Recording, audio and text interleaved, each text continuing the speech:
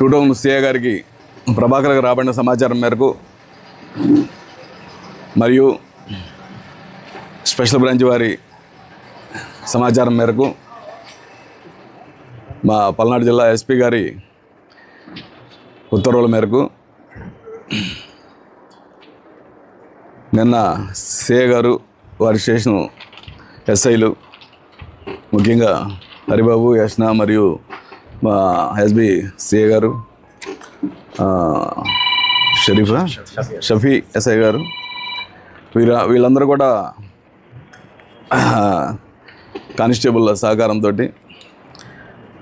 ఈ ముద్దాయిల్లో ఒకరైన Sheikh Kasim Shah son of Saida హైలా బజారు నర్సరాపేట పట్టణం ఇతని ఇంటి వద్ద క్రికెట్ బెట్టింగు ఈ ఐపీఎల్కి సంబంధించి జరుగుతున్న సమాచారం మేరకు వెళ్ళి రైడ్ చేయడం జరిగింది. అతని ఇంట్లో రైడ్లో ఈ 6 వ్యక్తులు ఉన్నారు. ఇందులో ఈ 6 వ్యక్తులు కూడా ఎవరు బోర్డులు పెట్టేసి సెల్ ఫోన్ల ద్వారా నడిపిస్తూ ఉన్నారు.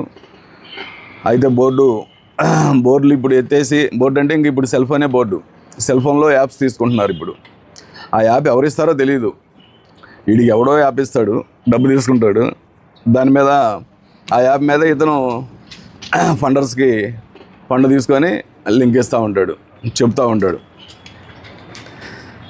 అంతా ఈ కాసిం షాతో పాటు షేక్ మస్తాన్ వాలీ అనేటువంటి వీళ్ళిద్దరూ, ఇతను కూడా మసీద్ వెనక బజారు, ఇస్లాంపేట, నర్సరాపేట పడినాం. వీళ్ళిద్దరు మెయిన్ బుకీస్. వీళ్ళ యాప్స్ ఈ కింద చెప్పబడినటువంటి పసుపులేటి నాగరాజు కానీ, సికా చక్రవర్తి కానీ, షేక్ రఫీ జాన్ కానీ, పత్తేలా వెంకటేశ్వరరావు, వీళ్ళందరూ కూడా వాళ్ళ దగ్గర యాప్స్ తీసుకొని ఈ ఫండర్స్ దగ్గర నుంచి ఫండ్ తీసుకొని వీళ్ళ దగ్గర లింక్ తీసుకొని చెప్తూ ఉంటారు అన్నమాట. అది వీళ్ళు చేసేటువంటి విధానము. ఆ విధంగా బెట్టింగ్ జరుగుతూ ఉంది. వీళ్ళతో పాటు ప్రభాకర్ రెడ్డి, బాబుల్ రెడ్డి, కృష్ణారెడ్డి, ఫజూరు, జానీ అనేటువంటి వాళ్ళు కూడా ఇందులో ఇంకా మాకు అవసరం ఉంది.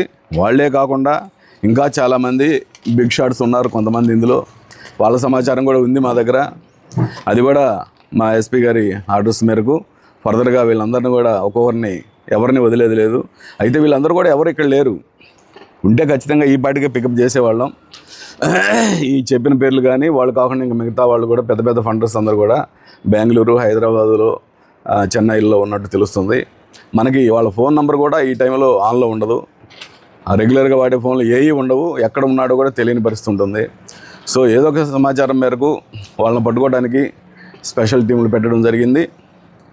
సో అదేవిధంగా ఈ రైడ్లో భాగంగా నిన్న మా ఎస్ఐ గారు, సిఏ గారు కలిసి దాదాపు 4,58,000 ఇక్కడ కనిపిస్తున్నటువంటి అమౌంట్ని సీజ్ చేయడం జరిగింది. అలాగే 6 దగ్గర నుంచి 6 సెల్ ఫోన్లు, ఆ సెల్ ఫోన్లు కూడా సీజ్ చేయడం జరిగింది. వీటిని FSL అథారిటీస్కి పంపించి ఈ బెట్టింగ్కి సంబంధించిన అమౌంట్ ఎవరెవరు కొట్టారు ఏంటనేది మేము దానిలో భాగంగా కూడా తెలుస్తాము.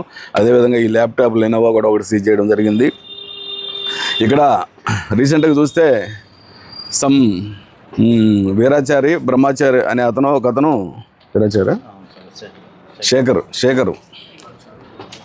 ఆచార్య అంటారు అతను. బహుశా అతను రీసెంట్గా దర్శి పోలీసులు కూడా అరెస్ట్ చేశారు అతన్ని. యాక్చువల్గా అతను నర్సాపేట పట్టణం అని చెప్తున్నారు. అతను ప్రస్తుతం జైల్లో ఉన్నాడు. అతను వచ్చిన తర్వాత అతని శిష్యులు చాలామంది ఉన్నారని చెప్తున్నారు. అతను బయటకు వస్తానే అతని శిష్యుల్ని, అలాగే ఇప్పుడు ప్రస్తుతం మా టీములు కూడా హైదరాబాదు, బెంగళూరు తిరుగుతూ ఉన్నారు. ఎవరు దొరికినా తీసుకొచ్చి మొత్తాన్ని ఈ కేసులోనే అరెస్ట్ చేయడం జరుగుతుంది.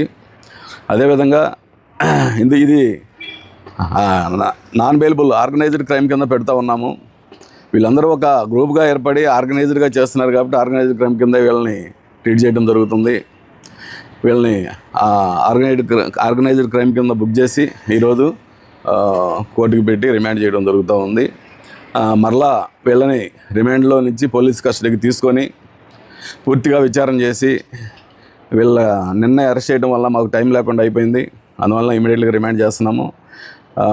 తప్పనిసరిగా వీళ్ళని పోలీస్ కస్టడీకి తీసుకొని వీళ్ళ ద్వారా మరలా ఇంకా ఎవరెవరు ఉన్నారు, మన నర్సాపేట పట్టణమే కాదు, గుంటూరు కాదు, ఎక్కడెక్కడ ఉన్నారో వాళ్ళందరినీ కూడా పికప్ చేసి వీలైనంత వరకు ఈ క్రికెట్ ఈ బుకీల యొక్క ఆటలను కట్టేయడానికి ప్రయత్నం చేస్తాం మేము.